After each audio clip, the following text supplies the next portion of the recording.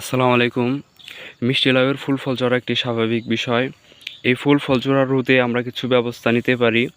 এতে আমাদের গাছের ফলগুলো আশা করা যায় ইনশাআল্লাহ 80% টিকে যাবে। তো আমরা আজ একটি শিডিউল মাফিক স্প্রে 7 দিন পর গাছে প্রয়োগ করব। সাদা মাছির জন্য আমরা মোভেন্টো অথবা ইমিটাপ ব্যবহার করব। লাল মাকড়ের জন্য ব্যবহার করব সানমেকটিন এবং একটি ছত্রাকনাশক নিব কম্বিনিয়ন। এই তিনটি ছত্রাকনাশক কীটনাশক এগুলো আমরা ভালোভাবে পানিতে মিশিয়ে 7 দিন পর পর স্প্রে করব এবং যেদিন স্প্রে করব এগুলো ঠিক তার 3 দিন পর আমরা একটি পিজিআর অথবা ভিটামিন গাছে প্রয়োগ করব।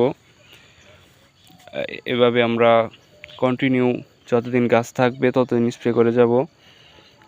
আর আমরা গাছের গোড়ায় 20 থেকে 25 গ্রাম হারে প্রতি গাছ প্রতি জিপসাম ব্যবহার করব।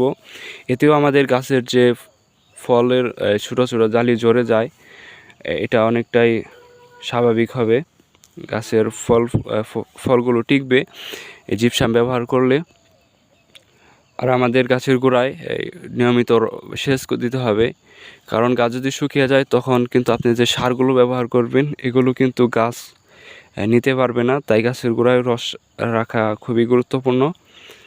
তো এইভাবে যদি আমরা শিডিউল মাফিক স্প্রে করি এবং যে জিপসামটা আছে জিপসামটা আপনারা 15 দিন পর পর 15-20 দিন পর পর 20-25 গ্রাম করে দিতে পারেন। তো এইভাবেই যদি দেন তাহলে আশা করা যায় ইনশাআল্লাহ আমরা একটা ভালো ফলন পাবো। তো ধন্যবাদ সকলকে।